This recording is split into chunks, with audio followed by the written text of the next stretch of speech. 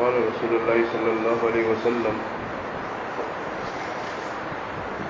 والذی نفسی بیدی لیوشکن ان ینزل فیکم ابن مریم حکما مقسطا ویکسر الصلیب ویقتل الخنزیر ویضع الجزیہ ویفیض المال حتی لا یقبل احد۔ نبی پاک صاحب نے فرمایا کہ اس اللہ کی قسم جس کے قبضے میں میری جان، ایسا لگتا ہے کہ ابن مریم عیسیٰ علیہ السلام آسمان سے نیچے اترے۔ اہل سنت والجماعت کا عقیدہ ہے کہ حضرت عیسیٰ علیہ السلام کو اللہ نے آسمانوں پہ اٹھا لیا، ابھی بھی زندہ ہے اور قیامت سے پہلے نزول فرمائیں گے، اور حضرت نبی پاک علیہ السلام کی شریعت کے مطابق دیے گے۔ نبی پاک صلی اللہ علیہ وسلم کی شریعت جو ہے وہ ناسخ ہے اور دوسری شریعتیں منسوخ ہو چکی۔ چنانچہ کوئی بالفرض نبی بھی آوے جیسے عیسیٰ علیہ السلام تشریف لائیں گے کہ حضرت نبی پاک صلی اللہ علیہ وسلم کی شریعت کی اتباع فرمائیں گے، مستقل شریعت لے کر نہیں آئیں گے۔ یہ قیامت کی نشانیوں میں سے ہوگی سب سے بڑی نشانی۔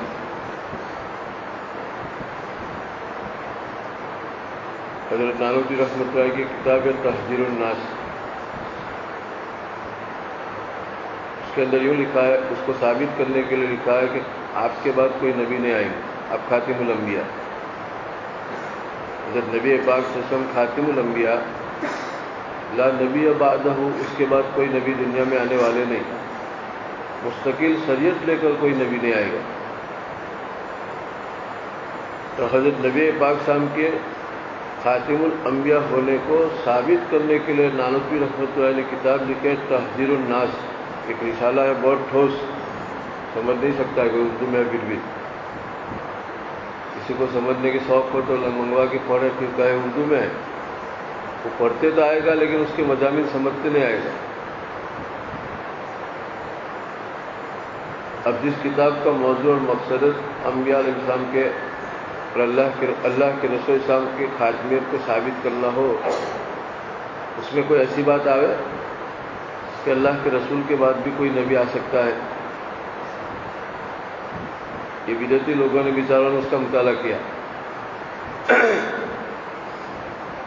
اور یوں ثابت کیا کہ علماء دیوبند کا عقیدہ ہے کہ اور بھی نبی آ سکتا ہے، اور حوالہ دیا کہ دیکھو تحذیر الناس میں لکھا ہے۔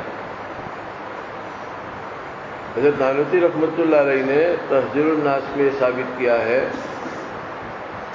کہ رتبتاً، زماناً، مکاناً آپ علیہ السلام خاتم الانبیاء ہے۔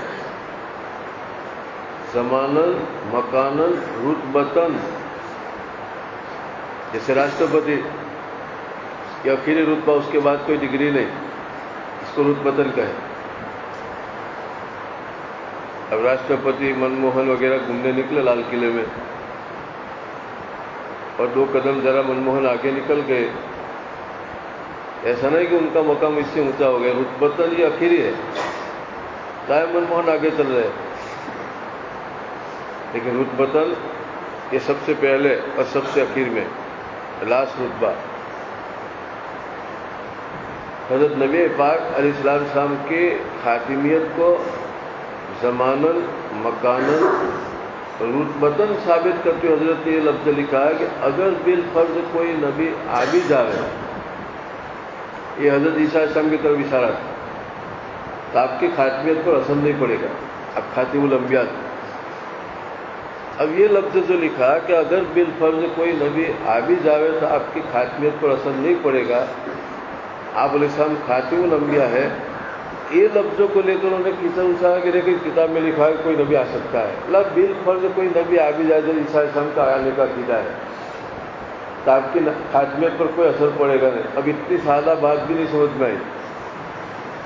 ایک آدمی بلیک کا عینک پہنے، چشمہ بلیک کالے رنگ کا، تو کوئی بھی چیز دیکھے تو بلیک نظر آئے گی، وائٹ چیز بھی بلیک نظر آئے گی۔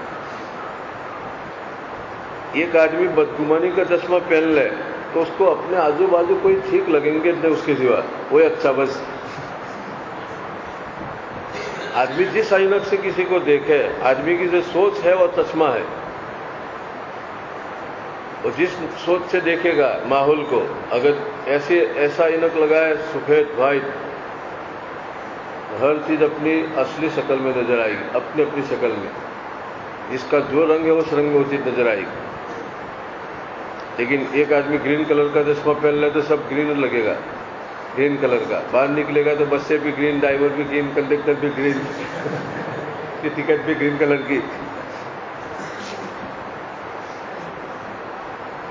اگر پورے انڈیا کو، پورے ہندوستان کو گرین کلر کرنا ہو تو بہت آسان، 10 روپے کا چشمہ پہن لو. ایک آدمی کو شوق ہے کہ مجھے پورا دیش دیکھنا ہے کہ گرین کلر کا ہو، ایک کلر ہو بس، سب کا ایک رنگ. ہندو ہو، مسلمان ہو، سکھ ہو، عیسائی ہو، گاڑیاں ہو، پلین ہو، ٹرین ہو، ریلوے اسٹیشن ہو، بس اڈا ہو، سب ایک دیش کا کلر ہونا چاہیے گرین. تو فٹ پاؤڈی پر سے 15 روپے کا چشمہ بول لے. اب جو بھی دیکھے کیا ہے 10 منٹ میں پورا دیش کلر ہو گیا. یہاں جو دیکھتے اس پر فٹ کر دیا. اب بدگمانی کا کوئی آدمی چشمہ پہنتا ہے تو اس کو اپنے سوا سب کیا ہے بیکار لگیں گے، یہ بھی خراب، یہ بھی خراب. جو گمان دماغ میں اسی کے اعتبار سے سب کو سمجھے گا. یہ آدمی کی سب سے بڑی کمزوری ہے. کبھی کبھی آدمی میں کوئی فال ہوتا ہے تو سب کو ایسا ہی سمجھتا ہے، یہ بھی ایسا، یہ بھی ایسا، یہ بھی ایسا. ایک آدمی کو شراب پینے کی عادت ہے، اعوذ باللہ. کوئی بیچارہ شیشہ لے کے کیروسین لینے جا رہا ہے چولہا جلانے کے لیے، اس پر نظر پڑے گی اس کی تو یہ بھی اس کے بارے میں گمان کرے گا، دارو لے بچائے گا. کیونکہ اس کے دماغ میں گھسا ہے، وہی سمجھے گا.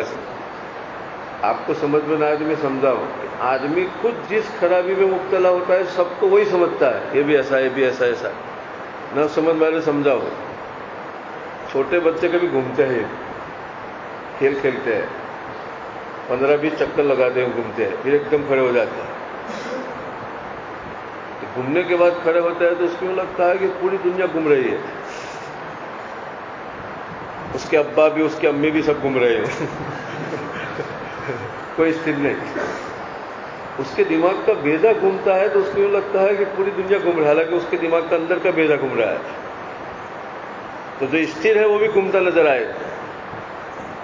آدمی جس خرابی میں خود مبتلا ہوتا ہے وہ جس کو بھی دیکھتا ہے ایسا سمجھتا ہے کہ یہ بھی ایسا، یہ بھی ایسا، یہ بھی ایسا، یہ بھی ایسا، یہ بھی ایسا، یہ بھی ایسا. کیونکہ چشمہ غلط ہے. جس کلر کا آدمی چشمہ پہنتا ہے اس کلر میں آدمی کو نظر آتا ہے. اگر جانبدارانہ وہ مطالعہ کرتے کتاب کا، غیر جانبدارانہ نہیں، غیر جانبدارانہ، تو اس کو صحیح حقیقت سمجھ میں آتی. جیسے غیر جانبدارانہ ایسا ہے جیسے کوئی آدمی سفید چشمہ پہنے تو ہر چیز اپنی اصلی شکل پر نظر آئے گی. اس کو غیر جانبدارانہ کہے اردو میں. اور جانبدارانہ کسی ایک طرف گل جاوے، لال کی طرف، بلیک کی طرف، کپ چترے کی طرف، اس کو جانبدارانہ کہے.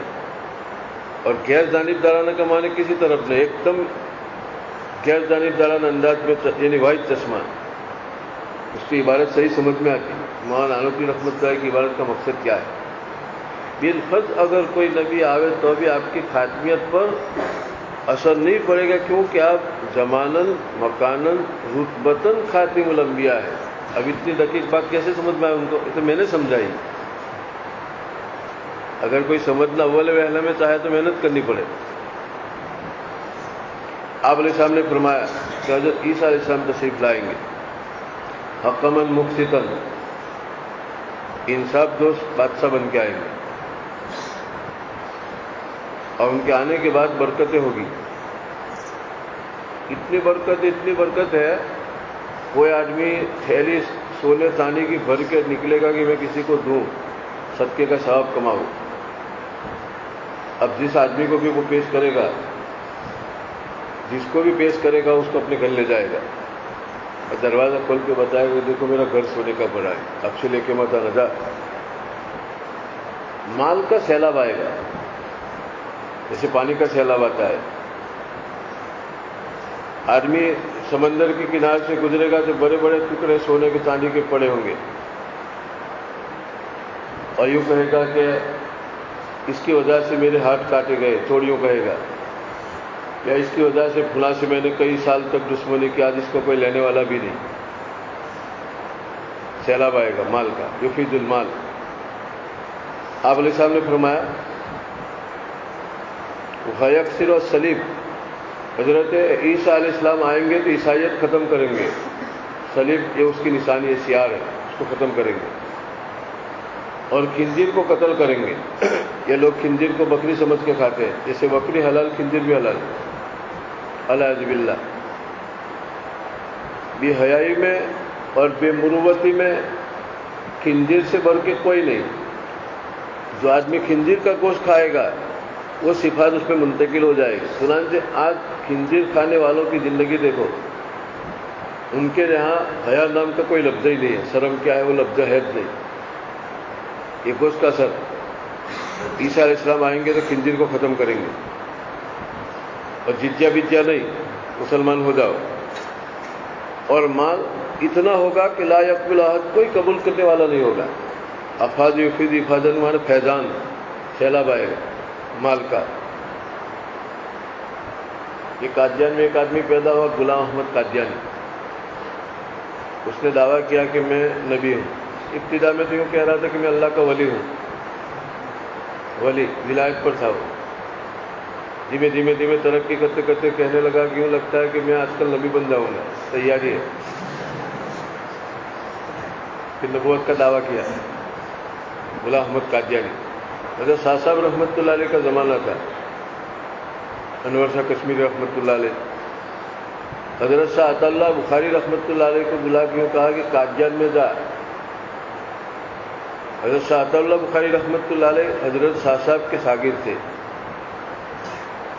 اور ماشاء اللہ بہت اونچے بھی تھے، طاقت بھی تھی، اور اتنے بڑے بڑے بال رکھتے تھے، کندھوں پہ پڑے رہتے تھے۔ ایک پہلے پردہ نکل رہا تھا اردو میں چتان، یہ چتان پردے میں پردے کے پہلے ورق پر اس کی فوٹو آتی۔ انگریزوں نے جب جیل میں بند کیا، جیل کے سلاخیں پکڑ کے کھڑے تھے، یوں لگتا ہے کہ کوئی پنجرے میں شیر بند کیا ہے، بڑے بڑے بال، بڑی بڑی آنکھیں۔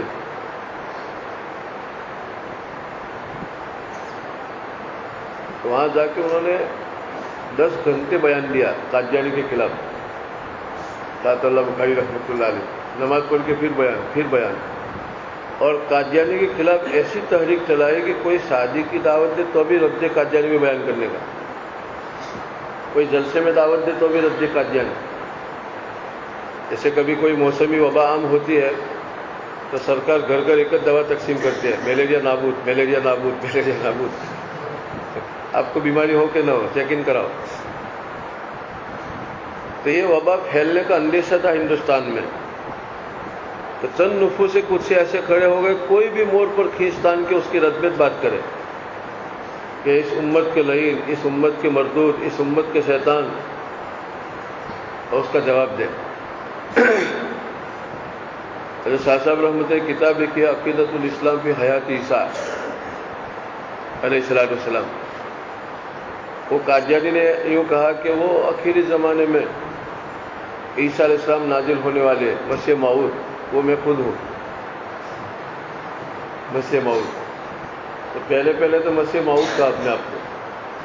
حضرت عیسیٰ علیہ السلام جس وقت دنیا میں آئیں گے تو انصاف کا بازار گرم ہو جائے گا، رشوتیں ختم، رشوت لان ختم ہو جائے گا۔ اگر وہ عیسیٰ علیہ السلام تھے، مسیح موعود تھے، آج کسی سرکاری دفتر میں چلے جاؤ تو کرسی کے اوپر بول لگا ہوگا رشوت کھانے والے دیش کے دشمن ہیں، اور اسی کرسی کے اوپر رشوت کا بازار گرم، یہ بول لکھا ہے اوپر، رشوت کھانے والے دیش کے دشمن ہیں، اور وہی صاحب اشارہ کرتا ہوگا بارہ رشوت کے بازار گرم۔ اگر وہ غلام احمد قادیانی مسیح موعود ہوتے تو دیکھو حدیث میں آتا ہے کہ ان کے آنے سے حکما مقسطا، انصاف کو سنگے ہوتے، تو انصاف تو ہے ہی نہیں دنیا میں۔ اور دوسرے نمبر پر خنزیر کو ختم کریں گے۔ ابھی بمبا خانے سے کتنے خنزیر ہیں دیکھو ڈھیر کتنی سیدھی بات ہے. میں رد میں کتابیں نہیں لکھتا ہوں. اور مال کا سیلاب آئے گا. ابھی دیکھو سرمایہ دارانہ نظام ہے، چند نفوس کے پاس پورا مال سمیٹ کے آ گیا. رتن ٹاٹا کے پاس، ریلائنس والے دھیرو بھائی امبانی کے پاس چند. یہ مودی بات ہے. اور 65-70% لوگ بیچارے ایسے ہیں کہ کھانے کے کھاپے ہیں. منہ میں بیڑی ہے تو ماچس نہیں وہ کرتا اور ماچس سے تو بیڑی نہیں ہے مانگے گا. اور اگر وہ غلام محمد قادیانی مسیح موعود تھے تو پھر بیڑی والا ماچس کیوں مانگتا ہے جو ماچس والا بیڑی مانگتا ہے؟ ان کے آنے کے بعد تو دنیا میں مال کا سیلاب ہوگا، کوئی قبول کرنے والا نہیں ہوگا. آگے بولو.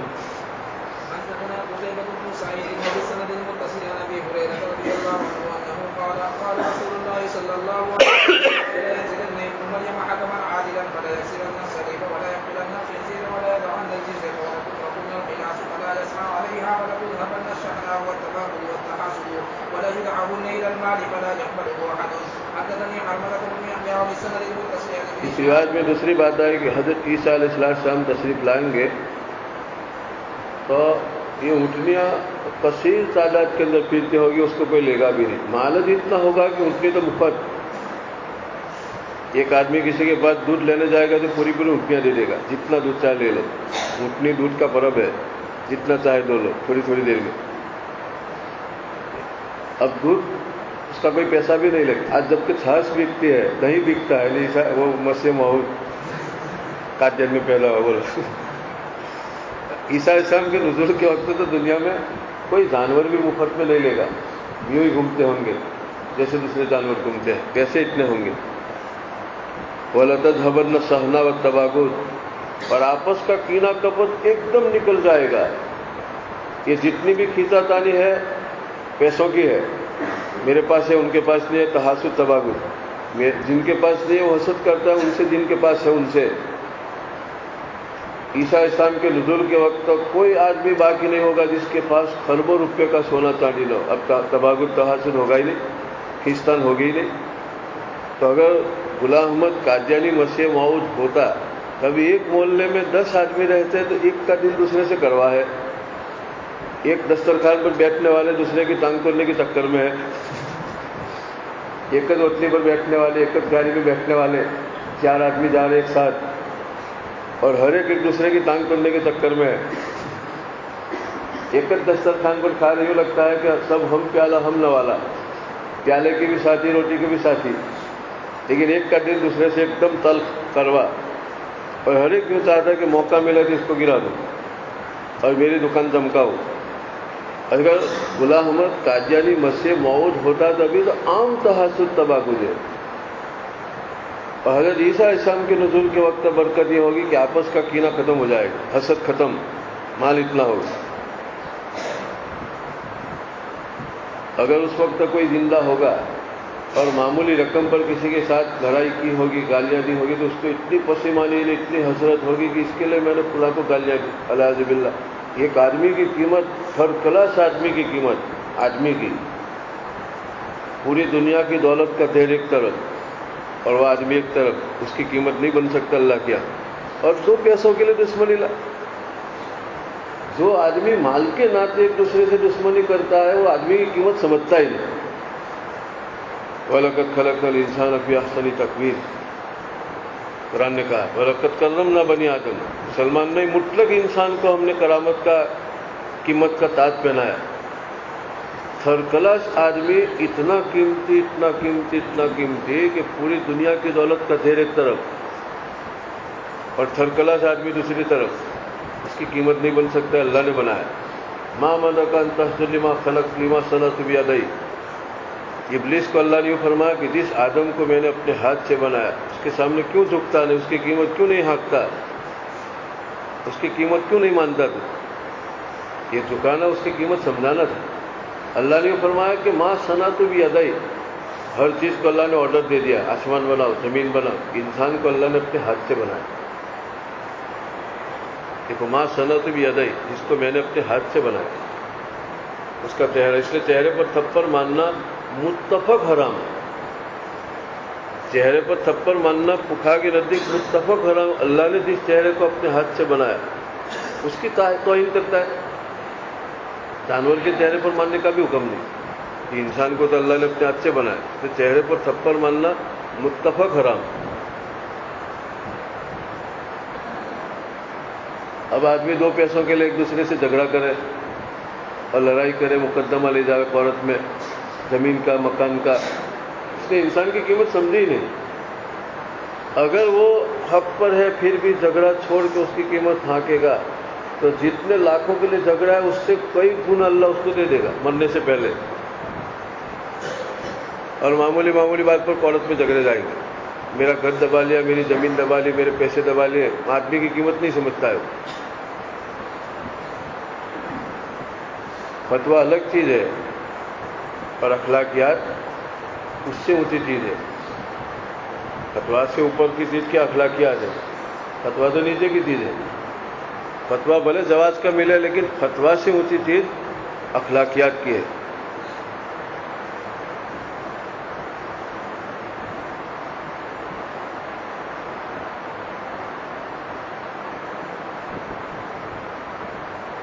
علامہ اقبال کا فارسی میں شعر ہے, آدمیت احترام آدمی, باخبر سو از مقام آدمی. آدمیت احترام آدمی, باخبر سو از مقام آدمی. آدمی کے مقام سے خبردار ہو جاؤ. تو حضرت عیسیٰ علیہ السلام کے زمانے میں یہ مثال کس پر دے رہا ہے؟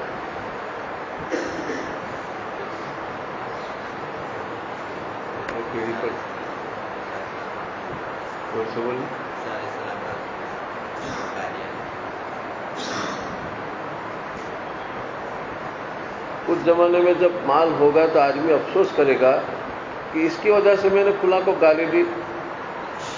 عیسیٰ علیہ السلام کے نزول کے وقت جن کو میں کہہ رہا ہوں وہ سنتے رہے, دھیان سے پکڑتے نہیں, کہ مجھے کہنا پڑا. بات اس پر کہی کہ حضرت عیسیٰ کے زمانے میں پیسے اور دولت اتنی ہوگی کہ آدمی سونے چاندی کو پڑا ہوا دیکھ کیوں کہے گا کہ چند دن پہلے میں نے اس کی وجہ سے فلاں سے دشمنی کی, گالیاں دی, فلاں کو ڈنڈا مارا, فلاں کا خون کیا, اعوذ باللہ. اس کو بہت حسرت ہوگی. یہ مال کوئی پوچھتا بھی نہیں, اور اس کی وجہ سے میں نے اس طرح سے کیا, کوئی پوچھنے والا نہیں. افسوس ہوگا.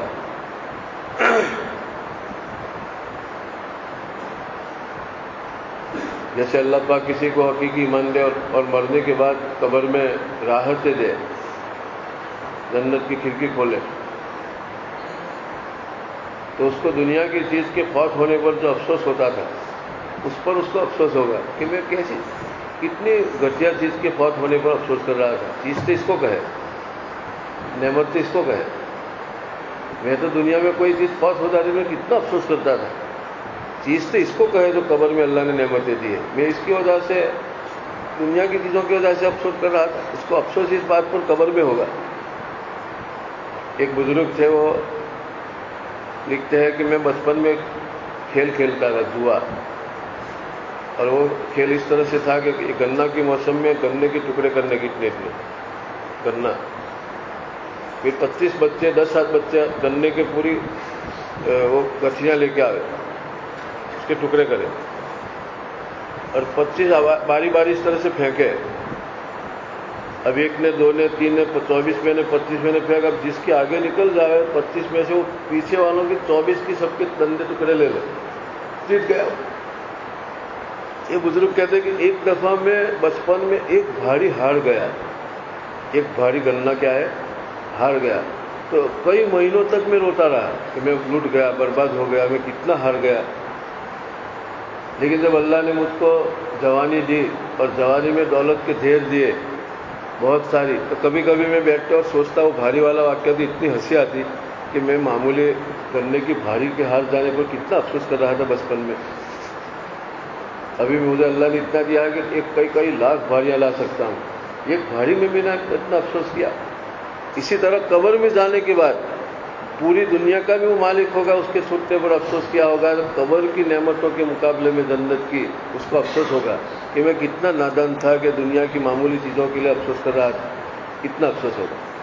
عیسیٰ علیہ السلام کے نزول کے وقت جب مال کا سیلاب آئے گا, सोना चांदी के ढेर होंगे, उस वक्त आदमी को अपनी नादारी के ज़माने में मामूली बात पर किसी से झगड़े हुए होंगे, किसी का हाथ कटा होगा, किसी का खून किया होगा, इस पर बहुत अफसोस होगा। हदीस में आता है, हज़रत नबी पाक साहब ने फरमाया, वला तज़हबन्न सहना व तबागुल व तहासुर वला यतवन्न इलल माल फला यक़बिलु अहद, और ज़बरदस्त से उसको दावत दी जाएगी कि आपको मेरे घर पे आके एक टेम्पो भर के तो सोना लेना पड़ेगा, आइसर। तो यूँ कहेगा कि अल्लाह ने वास्ते माई क्या मुकान झक्या नसीरा दोस्त। देखो हदीस में वाला कोई उसको कबूल करने वाला वो, ये तभी इम्तिहान अल्लाह मियाँ ले रहा है, इसलिए थोड़ा टाल रहा है, इसको डाला ने, फिर अल्लाह देख रहा है कि कौन कनात करता है, कौन कितान करता है, इम्तिहान का है। तबारकल्लज़ी बियदिल मुल्क अल्लज़ी खलक़ल मौत वल हयात, इसने दुनिया बनाई, जिंदगी और मौत। क्यों? लियब्लुवकुम अय्युकुम अहसनु अमला, अल्लाह परीक्षा लेना चाहता है कि तुम में से कौन पास होता है, तो तुम में से कौन नापास होता है। हम तो सब फेल, ऊपर वाले भी नहीं। अब हमको नंबर मिला तो ऊपर वाले भी ना मिले, फेल नपास।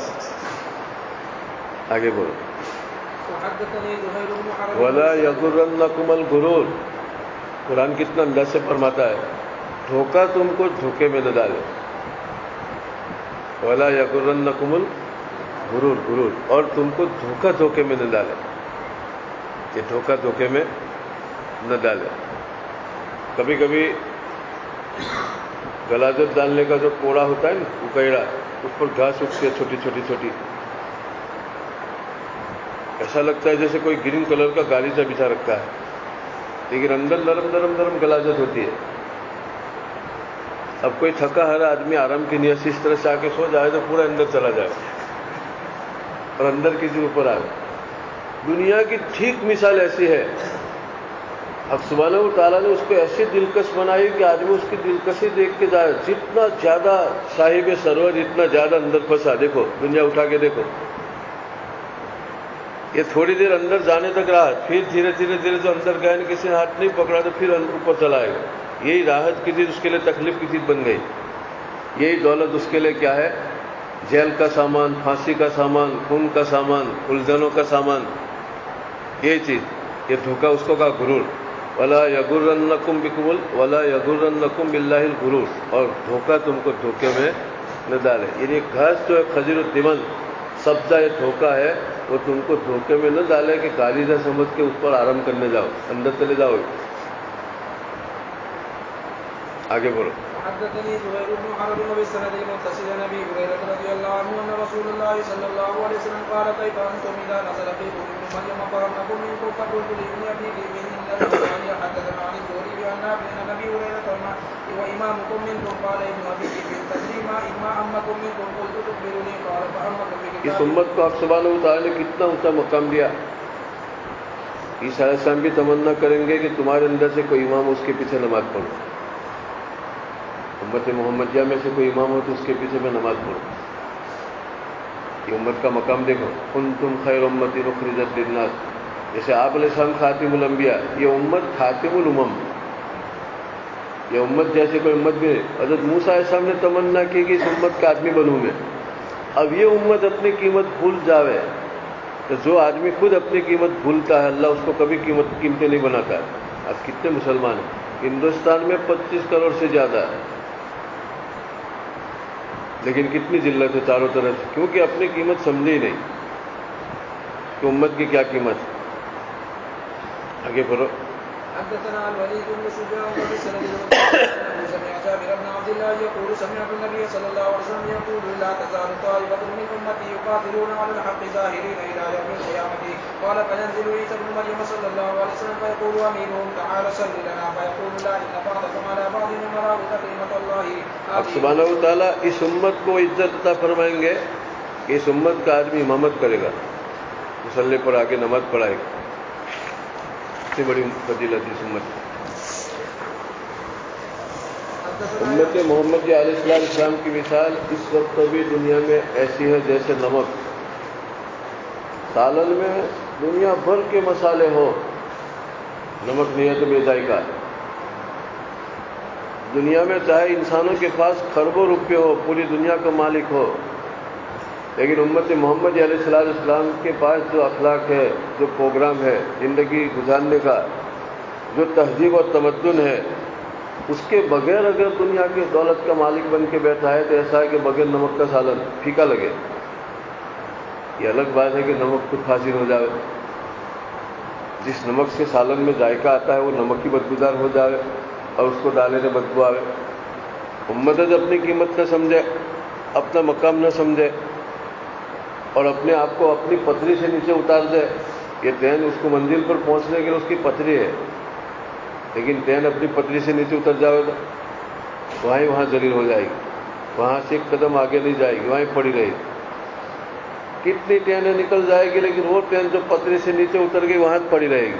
اب پڑی رہنے کے بعد چند دن کے بعد جنگ چڑھے گا، اس کے اس کے بعد لوگ نکال کے لے جائیں گے اور گاؤں کے اور ادھر ادھر کے کتے بلے خنزیر اندر آ کے بیٹھیں گے، پیشاب کریں گے اور اس کی حالت خراب ہو جائے گی کیونکہ پتری سے نیچے اتر گئی۔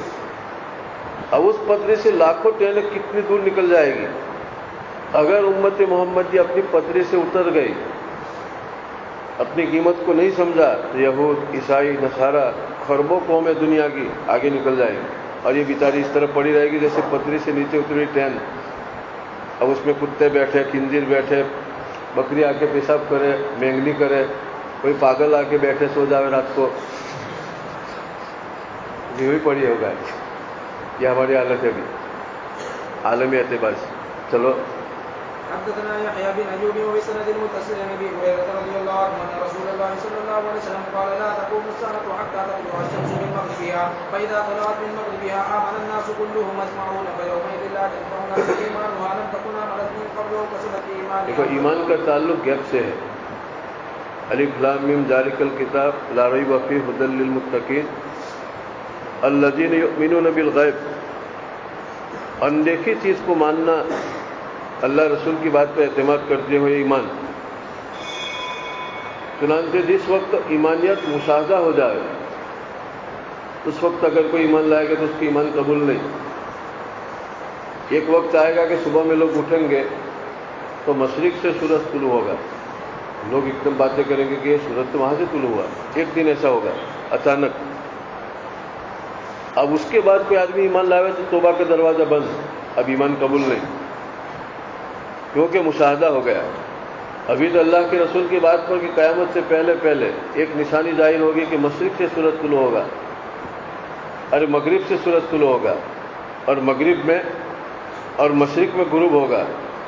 تو اچانک دیکھا صبح میں اٹھ کے کہ مغرب سے طلوع ہوگا تو لوگوں کو باتیں کریں گے، دیکھو سورج تو مغرب سے طلوع ہوا اور مشرق میں جا کے غروب ہو گیا۔ اب یہ مشاہدہ ہو گیا، ایمان بل غیب نہیں رہا، اس کا رشتہ غیب سے نہیں رہا۔ اس کے بعد کوئی آدمی ایمان لائے گا تو اس کا ایمان کا اعتبار نہیں۔ لا ينفع نفسا ایمانها لم تکن آمنت من قبل۔ اس سے پہلے کوئی ایمان نہیں لایا تو مشاہدہ میں آنے کے بعد وہ ایمان لاتا ہے تو اس کا ایمان کا کوئی اعتبار نہیں۔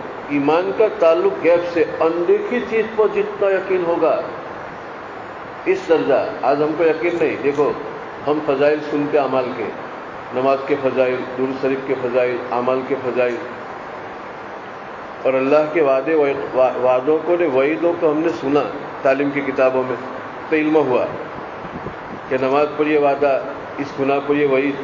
تو ایک تو وعدہ وعیدوں کا علم ہونا، اور علم ہونے کے بعد پھر اس کے اوپر عمل کرتے ہم کہ دیکھو نماز پر یہ وعدہ، زکوٰۃ پر یہ وعدہ، روزے پر یہ وعدہ، کسی کو سلام پھیرو تو اتنی نیکیوں کا وعدہ۔ ان وعدوں کا علم سیکھنے کے بعد علم ہوا اس لیے ہم عمل کر رہے ہیں۔ تو ایک تو وعدے کا علم اور ایک اس کا یقین۔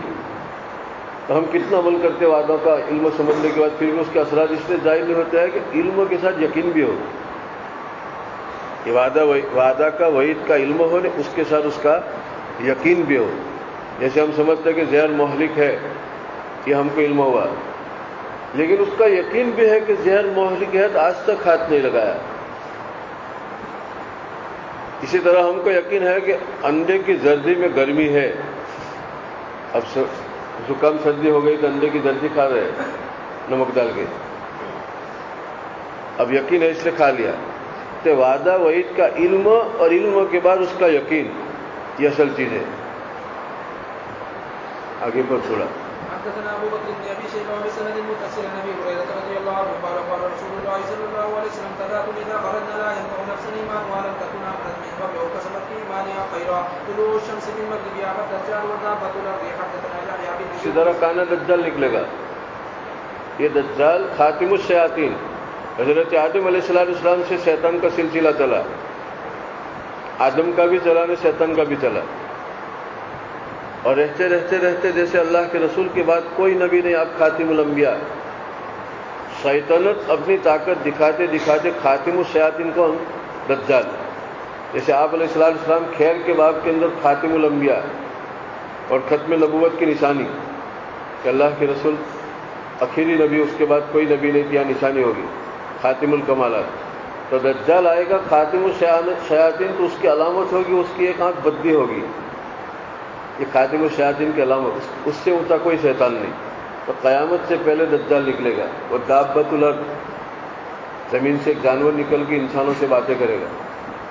آدمی سمجھتا ہے کہ جانور ہو کہ انسان جیسی باتیں کرے. جو اللہ اس زبان میں بولنے کی طاقت دیتا ہے، جانور کی جتنی لمبی ہے اس میں بھی اللہ بولنے کی طاقت پیدا کر دے گا. آج کے زمانے میں سمجھنا تو بہت آسان. یہ موبائل بولتا ہے، ریڈیو بولتا ہے، میوزک بولتے ہیں، اور کتنی کتنی چیزیں آواز کرتے ہیں. آج کے زمانے میں سمجھنا کوئی شرح دیکھنے کی ضرورت نہیں ہے، آنکھوں سے دیکھ لینے کا. کہ تم بولے تو یہ بولتے، رکشا بولتے ہیں، انکوارا لیتے تو بھی بولتے ہیں کہ 500 آٹو.